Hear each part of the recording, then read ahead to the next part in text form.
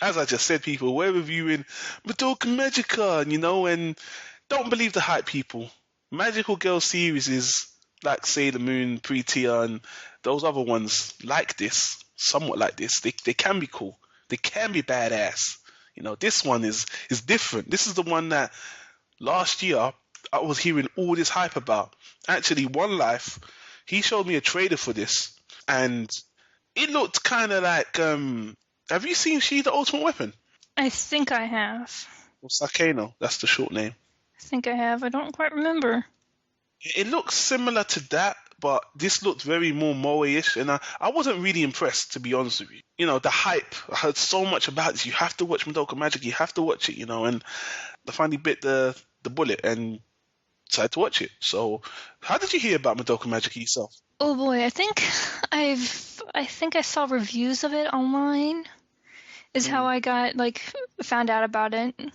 I was kind of iffy at first. It looked kind of cutesy and moe, but when I got into it, it was way, way, way different. So you saw all that hype as well, all that you have to watch this. This is amazing. I don't think I got into the hype. They mentioned it was a good anime. I'm like, I never really watched that many magical girl TV shows, so I thought this might be a good one. You trusted what the people said. Maybe that was your mistake. We'll soon see.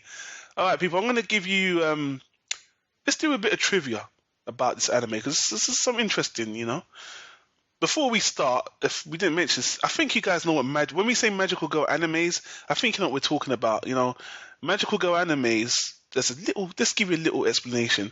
It's a subgenre of Japanese fantasy anime and manga. Magical girl stories usually feature young girls with superhuman abilities, forced to fight evil monsters and protect the Earth. They often possess a secret identity. And magical girls titles, I don't think they're limited to being just your simple superhero kind of girl. They can be witches, they can be fairies, any kind of cutesy girl you see in a suit or in a kind of harem. A lot of them are just classified as magical girl series, and as we said before, a good example of that would be series like Sailor Moon, Prettier, Full Moon or Sasuke, Card Capture Sakura, and even one that this guy loves. What's it called again? About the girl who turns into a duck. Oh, Princess Tutu? Yeah, Princess Tutu. So. Oh yeah, that is a magical girl one too. I completely forgot about that.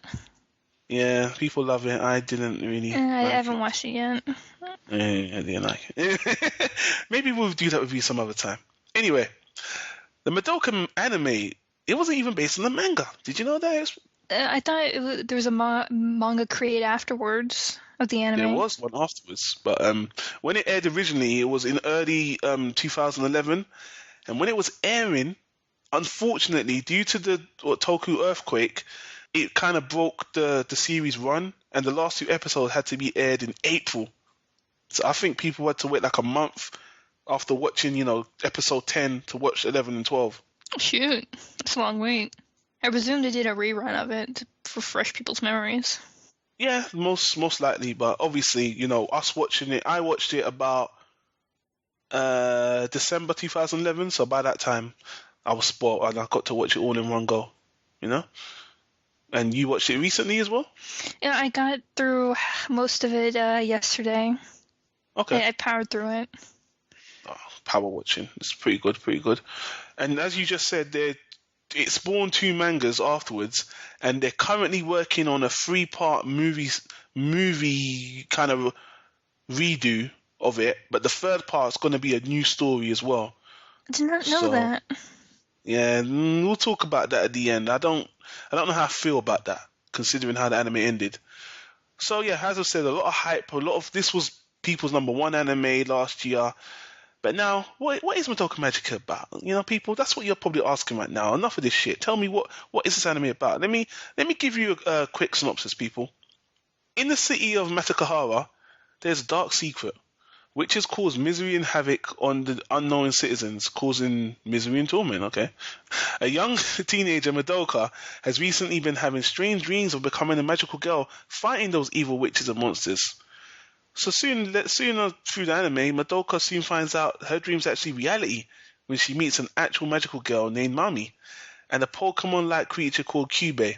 Now, this Pokemon-like creature can offer Madoka one wish, any wish she wants, but in exchange, she's got to become a magical girl and fight the evil witches as well. So that's the basic plot line. And when you hear it, it might sound like any other magical girl anime you've seen. Oh, but it isn't. Okay, so let's talk about the characters. How do you feel about the characters? There's a very small cast in this anime. Yeah, we do have a very small cast, but I think they're characterized pretty well, and even some of the later ones do develop a tiny bit. Like Kyoko, even though she comes off as being this really mean, kind of hateful character, she does soften up a bit before the end. You do actually learn a bit about each character's wish and the consequences of what their wish did to them and the people around them.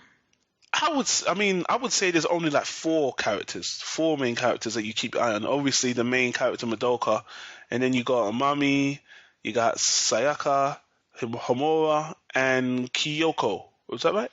Yeah, Kyoko, Mami, Sayaka, Homura, and Madoka. Yes. That's correct, yes. And I thought this anime to me is all about character development, and that's what separates it from all the other magical girl animes. Separates it from a lot of anime, actually. They take the time to show you consequences of the situations they're in, and characters actually taking the time to think about what's going on. It's a short anime. It's only, is it 13 episodes or 12? 12. I mean, for those 12 episodes, I think the character development is excellent. It's the best part of this anime, hands down. And even though you see it as some cutesy anime, it is very hardcore. Very dark. We're going to get to that when we talk about the story, but I just want to say, because we're talking about the characters first, I just want to say that I found them very interesting, quite likable, actually, and quite believable. So moving on to the animation. I thought at parts, it's very limited in the background art. Like when you see characters, like two of the main characters talking to each other, you'll see that the background art stays stationary. There's no moving backgrounds of any other background characters moving around. It's all stationary. Even though that can be distracting at times, other times it can be very beautiful. Did it distract you? Did you? I noticed it. That's how it distracted me. But the other parts I really like were the I can't remember what they call it, like the dark world where all the witches reside. I thought they called witches zones. Thank you, witches zones. Yeah. And I thought those were really like originally done. Like they're all the enemies are like paper mache, sort of like. It's very offsetting from the world they're currently in. I didn't really like the moe kind of looking at the characters, but I was able to get past that. You mean the actual character designs? Yeah, the character designs. I just thought that their faces just looks a little too moe for my liking. I agree. I felt that was actually the only thing I didn't like about the animation. And one thing that kind of stood out about the animation, or maybe not the animation, the setting, everything looked really kind of modern and techno. Like Madoka's house was this big, really big, massive house with glass windows, and they look like a big garden.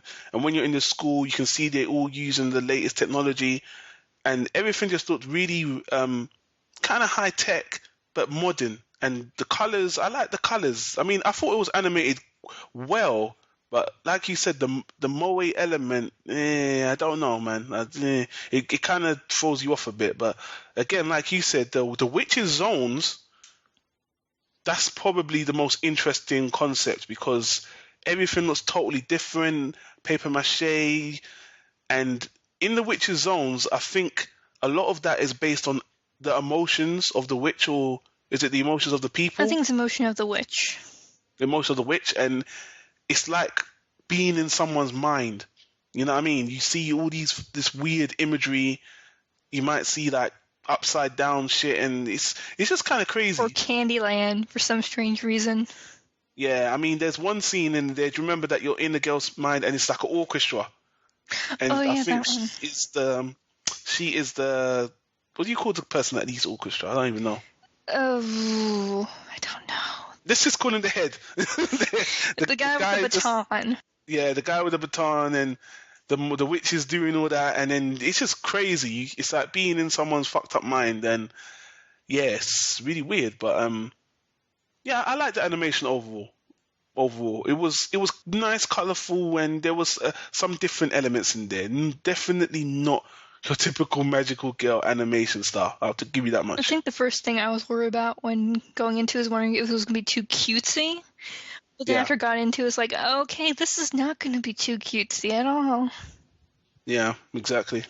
So, lastly, we'll get to this is the part that's the most interesting part.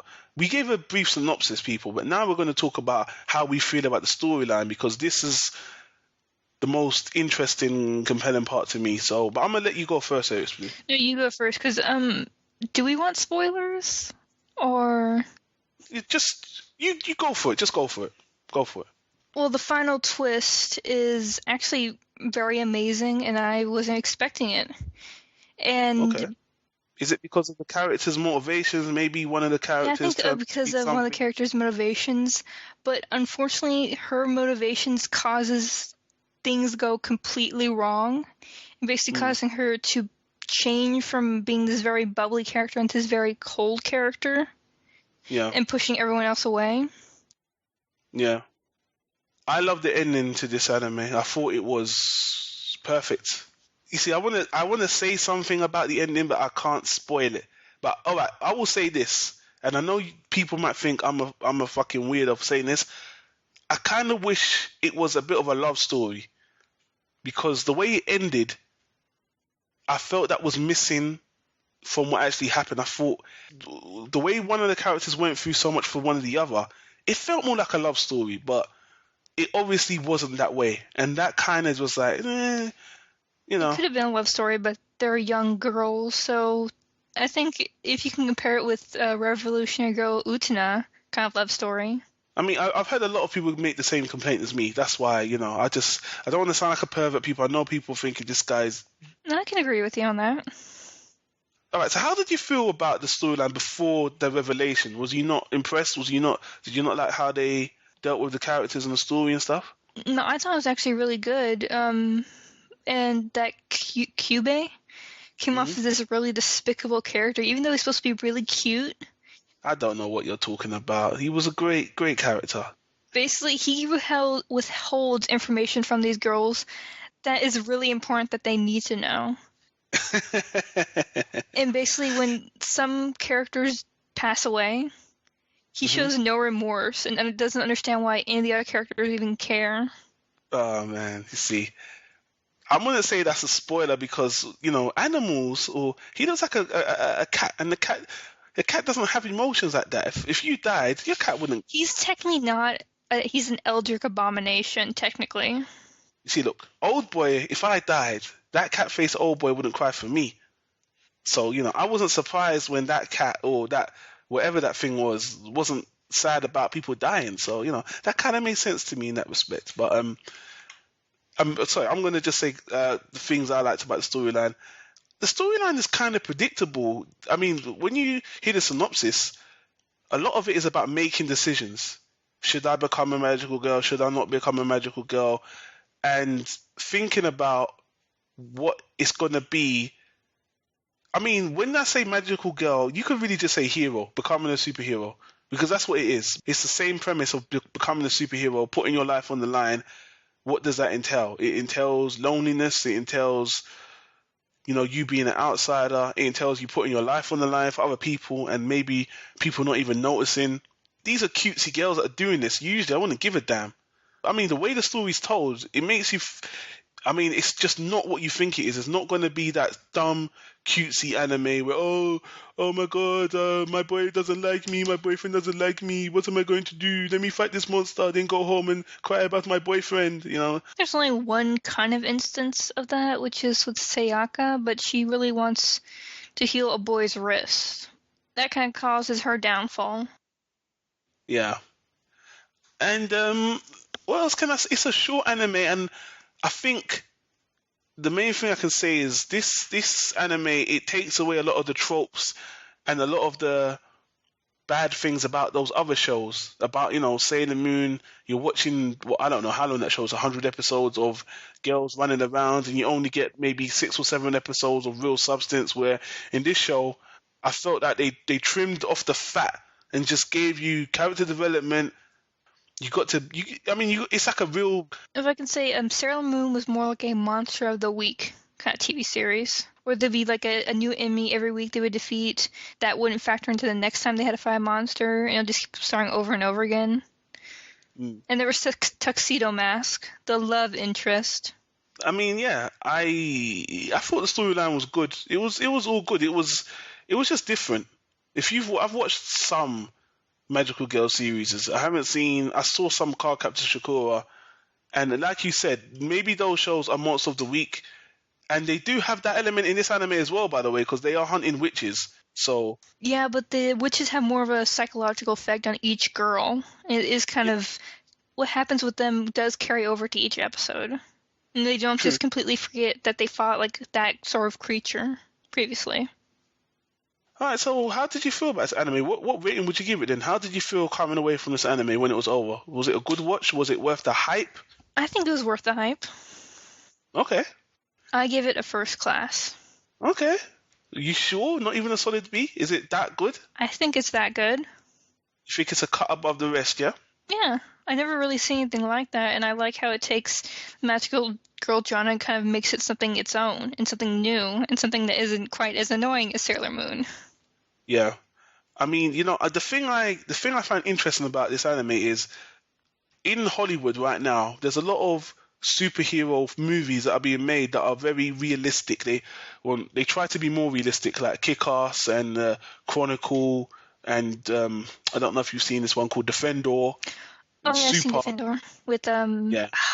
Darn it, Woody Harrelson. Woody Harrelson, yeah. Yeah, and Super as well. They try to show you the real side of being a superhero. And now I've seen an anime where they try to tackle that as well. The only thing I really have against this anime is because they used the magical girl genre as its vehicle, people are not going to watch it. I think a lot of people are going to think, nah, even if I said to you, you know what? You need to watch this anime. What's it about? Oh, it's about these cute little 14-year-old girls that, get powers and fight witches. No, I don't watch that kind of anime. And I'll be like, no, but this one's got character development. No, I don't watch Sailor Moon. I don't watch that shit. This anime is those animes done in a more realistic way, and it's very short. It's not very long, about 3 or 4 hours, and it has a really good ending. And if I had to give it a rating, I'm gonna have to give it a first class as well, because I really, really enjoyed it. I thought it did everything right. I like the sound, I like the animation, storyline, the character, everything. And one thing, I think we both saw this in the Japanese language English sub, right? Yes. I'm waiting I know they finally translated to English, but I don't know where to get a copy. I watched a bit of an episode of the English on YouTube, and I didn't like what I heard. Oh. Yeah, I mean, I think that kind of anime, maybe you would have to watch a couple episodes to really get into it, but I didn't like where it was going, so nah. And another thing, you said you didn't know about these movies being made, these sequel movies, right? No, I didn't. There's a video game being made for PlayStation Portable. I knew about that. Okay, well, that doesn't really surprise me. But yeah, they're making these movies to retell the story in even shorter though. I mean, it's a short series, but now they're giving you these little movies that are short as well. And the third movie is going to be a new story. Now, I don't know if it's going to try to continue where the series ended, which to me is pointless. Or it might be another play on the twist that's revealed towards the end. That's what I think. I think that's why it's going to be a new story. That's what I believe as well. But I don't feel the need to watch anymore. I thought it was a great short series. I would buy it because it's the best of what it is. And I think Robbie Confan will disagree with me, because if you go to Mal and read his review, people, or Robbie Confan, the guy I interviewed in episode 6, I believe. The angry Greek. The angry Greek. I don't think he'll like that mantle. But I do call him an asshole myself. But, yeah, he did analysis of every single episode. And on the last episode of Dreamcast, when Rob was talking about it, I think he was saying that it's a new wave anime. That's what he called. That's the phrase he used. And I think he means it's like a movement in a new type of anime where they try to be more realistic. But I wish we could have got him on the review so he could say his piece. But and also he said he hated Tiger and Bunny, which I thought was pretty good. I haven't seen it. It's pretty good. There's sometimes the CGI looks way off on one of the characters, but besides that, I think it's really good. Okay. And I wish I had Rob on because I would like to hear his opinion on this. But he's got his own review for people on AniView Review, so check that out as well.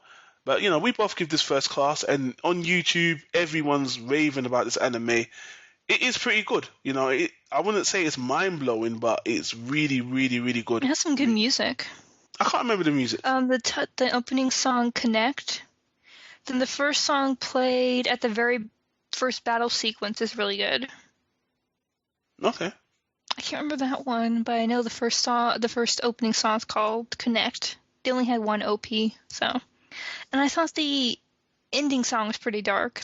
That little part at the end with them running. You just watched it, so it's fresh in your mind, but kind of. I tried to get through each one, so I kind of skipped a bit over that. Yeah, I mean, I could just remember me not really disliking anything in particular about this anime. It was very well done, and it kind of deserves a lot of the hype it's getting. And for those people who watch those shows like Sailor Moon and Card Captor Sakura that are upset with this anime because you feel like all this anime is a chopped up version of those animes. Well, I would prefer this because I haven't got time to watch 100 episodes of a girl pining for a boyfriend, fighting months of the week. Fuck that. I'd rather watch a short, get to the point, show me something different. That's what this is. It's 2012 or 2011 when it was made. And, we need to improve on the anime and remove the tropes, not just rehash them and do it over and over again. But if you would ask me about another anime, the Magical Girl series I kind of liked was Pre-Tia. Pre-Tia was interesting. I have not seen that one yet. That's a typical Magical Girl anime about a girl who becomes like this... a girl who becomes this kind of princess witch or something. And there's a bunch of guys pining after him. I know that part, but I haven't seen it. She's got 5 knights that look after her, and then... The ending is very, very melodramatic, but it actually got to me, And I remember the reason why I watched Pre-Tia is because I remember when they were doing the English dub for it, the voice actors were saying it took all of the emotion to do the voices for that. They had to cry, and it was such a powerful anime. And I thought, okay, if you put so much energy into it, I guess I should give it a go. And it was okay. The ending was very tear-jerking. That's what I would say. But, I think they've heard enough of us talking about Magical Girl anime. But you see, it's nice, people. We don't just talk about action. We don't just talk about, one type of anime. We talk about all types, So it's good to balance the scales. Wouldn't you say? I think it's good to balance the scales.